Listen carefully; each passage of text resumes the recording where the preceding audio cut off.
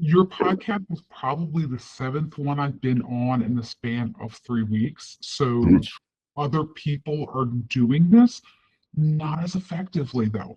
I think I'm still involved with one other gentleman that is helping me grow my company.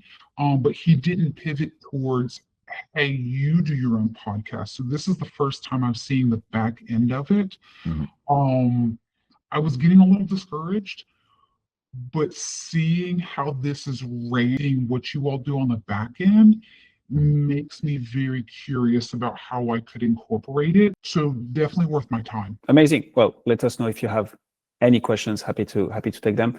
I'm gonna double down on one of the things that you mentioned. So going on other podcasts. Well, obviously this is great. I think most of you guys have done it here. What I would say is when you have your own podcast with very targeted ICP, very specific content, going on other people's podcasts every once in a while becomes very, very interesting because your call to action to this audience is not, hey, buy my book, download my lead magnet, whatsoever. It's like, hey, if you like this, and you know they like the format, so if you like the content, and you can usually talk with the host to have that as a call to action at the end and in the show notes. If you like this, I have a podcast myself where I talk about this literally every week.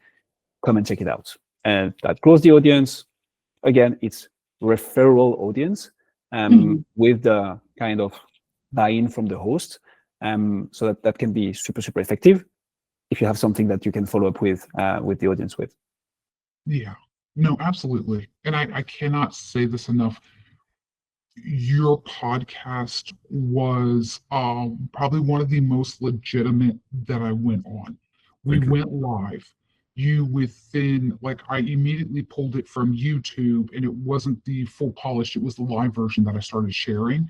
But even within 24, maybe 48 hours, I think it was within 24 hours, I got the email with the items in it. I don't think out of all of the other podcasts I've done, nobody went live and nobody shared anything yet. So, I mean, on that front end, I was like, okay, this is to whereas I feel the other ones were salesy, were not as legitimate. This has a phenomenal legitimacy to it, and you can go and see all the other ones that you have done. So, building that authentic brand, a lot of people like to throw that around. No, this was legit. If you run a professional services firms and you are not growing as fast as you'd like, then I'd like to give you a free gift. My team and I have put together the B2B Podcasting Secrets Playbook, which is basically 3 years of my teams and I knowledge, solving branding and lead generation for good for professional services firms. So if this is you, then your business growth is directly linked to the number and the quality of the relationships that you're able to build with actual decision makers, also whilst building reputation and brand.